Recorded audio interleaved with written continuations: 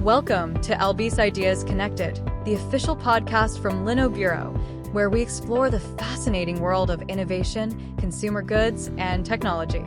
I'm Professor Leila Malta, and each episode, we'll be sharing insights and perspectives on how these forces are shaping our world, from the products we use to the way we live.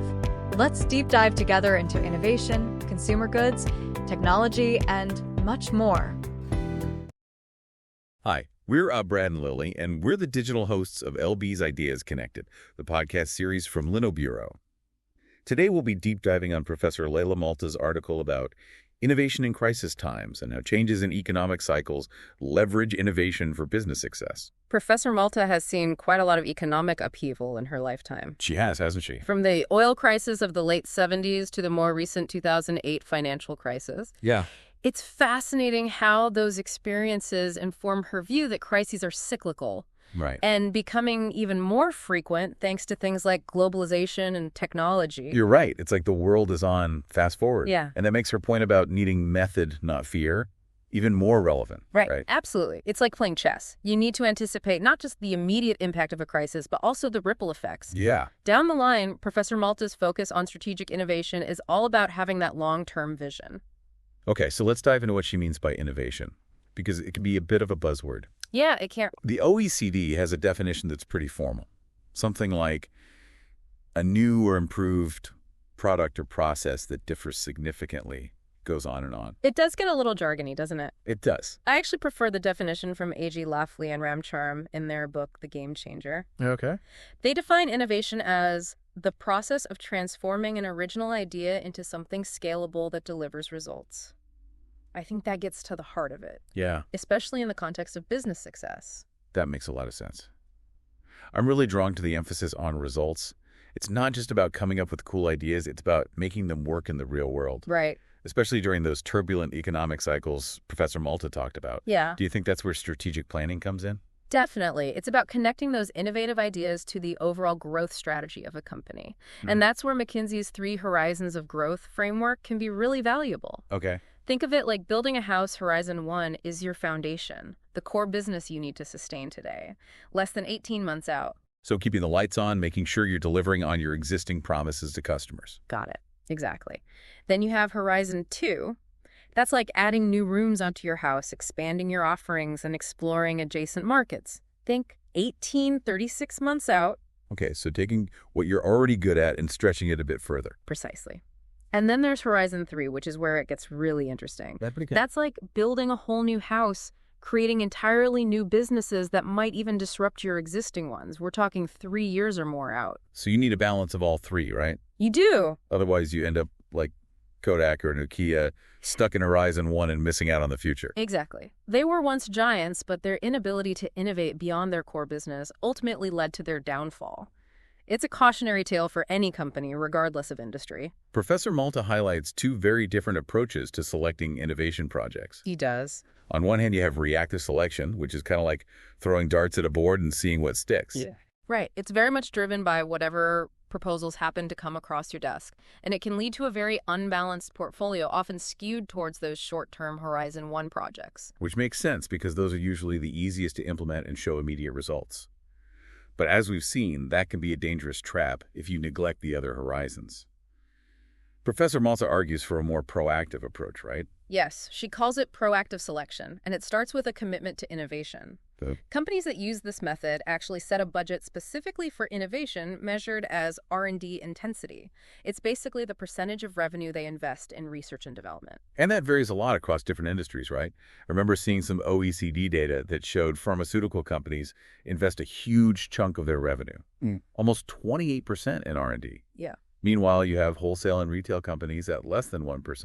It is fascinating to see that difference, isn't it? It is. It shows you how the approach to innovation is really tailored to the specific challenges and opportunities within each industry. So if you're in retail, for example, seeing that data might make you wonder if you're investing enough in innovation compared to the pharmaceutical giants. Yeah. It's like a benchmark to help you make strategic decisions. That's a great point. And it brings us to another key takeaway from Professor Malta's article. Okay. Having a well-defined innovation strategy can actually add tangible financial value to a company. Especially when you're thinking about things like attracting investors or being acquired. A strong innovation pipeline signals that a company is prepared for the future, and investors love that. Look at companies like Apple or Amazon. Their constant stream of new products and services is a huge part of their success. Absolutely. And it circles back to those economic cycles Professor Malta talked about. Yeah. Companies with a robust, strategically aligned innovation strategy are much better equipped to weather economic storms and even capitalize on new opportunities that emerge during those times of change. So where do we even begin? How do we pinpoint the right problems to solve through innovation? That's the million-dollar question Professor Malta suggests, starting by analyzing the current landscape and anticipating future trends. Okay.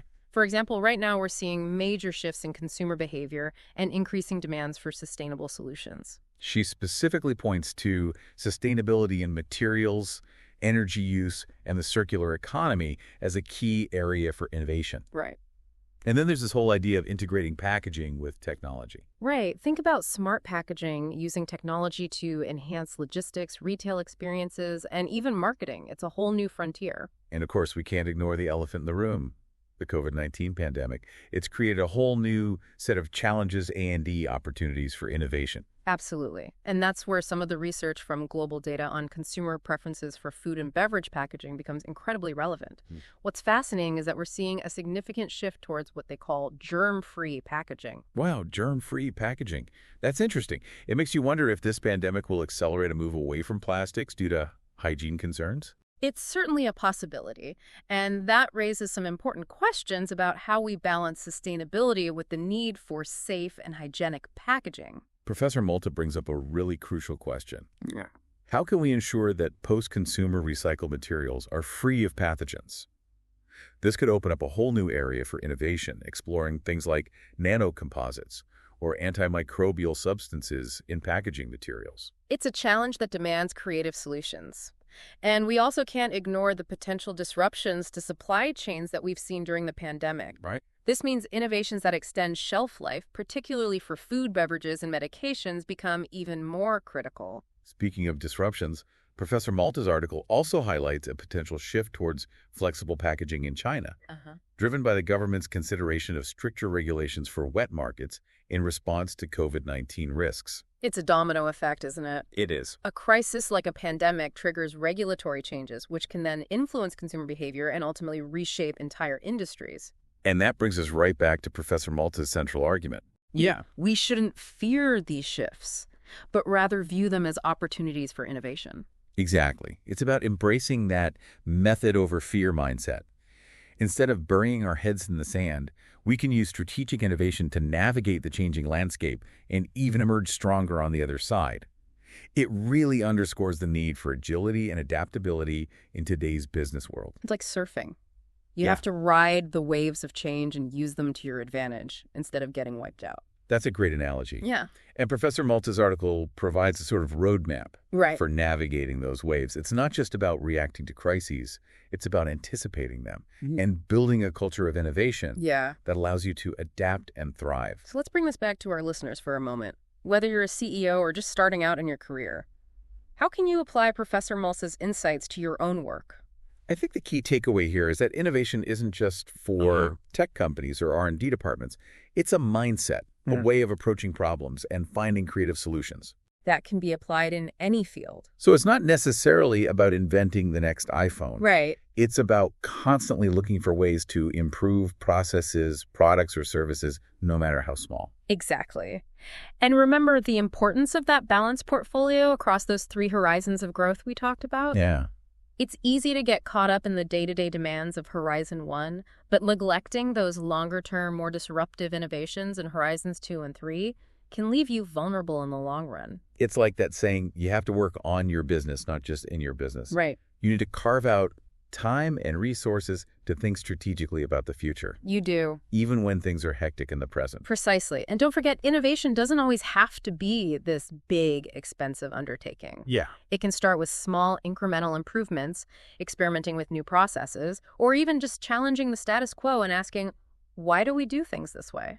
And Professor Malta reminds us that there are tools and frameworks available to help guide our innovation efforts. Things like the OECD's definition of innovation or the concept of R&D intensity can provide benchmarks and help us track our progress. Absolutely. It's about being informed, being strategic, and embracing that methodical approach that Professor Malta advocates for. It's not about throwing spaghetti at the wall and hoping something sticks. It's about making calculated bets and learning from both successes and failures. So as we wrap up our deep dive into Professor Malta's article, we want to leave our listeners with a final thought-provoking question to ponder. A question that will spark those innovative minds Right. and hopefully inspire some action. What are some of the biggest challenges and opportunities you see on the horizon for your industry, and what innovative solutions can you envision to address them? Think about the trends we've discussed, the shifting consumer preferences, the technological advancements, and even the disruptions caused by unforeseen events like the pandemic. Use those as a springboard to brainstorm new ideas, to challenge assumptions, and to explore unconventional solutions. Because in today's rapidly changing world, the ability to innovate is no longer a luxury, it's a necessity. And remember, the most impactful innovations often start with a simple question, a spark of curiosity or a willingness to challenge the status quo. So don't be afraid to ask those questions, to experiment, and to embrace the power of innovation to shape a better future. And if you're looking for more inspiration or deeper insights into the world of innovation, be sure to check out LB's Ideas Connected for more fascinating deep dives. We've got a whole library of episodes exploring cutting-edge trends, groundbreaking research, and thought-provoking perspectives. So until next time, keep those innovative minds churning. Thanks for joining us on the Deep Dives. We'll see you in the next episode. And remember, Professor Malta leaves us with this thought. In times of crisis, don't panic, develop a method. Strategic innovation is essential for business survival and growth, especially when navigating economic cycles. I love that method over fear idea. It's so empowering. It really is. It's about taking control, being proactive, and using those challenging times as a springboard for positive change. So to wrap up this deep dive, we want to leave you with one final question to ponder. What innovations could you envision that would address the shifting consumer needs and packaging trends we've discussed today? Think about the challenges and opportunities we've explored. How can we create packaging that is both sustainable and hygienic? How can we leverage technology to improve the consumer experience and enhance supply chain resilience? Let those questions spark your imagination. And remember, the world needs innovative thinkers now more than ever. So keep exploring, keep questioning, and keep pushing the boundaries of what's possible. Thanks for joining us on this deep dive into the world of innovation. We hope you found it insightful and inspiring. And remember, LB's Ideas Connected is here to fuel your curiosity and keep you ahead of the curve. Until next time, keep those innovative minds churning. Thanks for staying with us. And check other episodes in our podcast series, LB's Ideas Connected. You can also connect with us through our website, www.linobureau.com.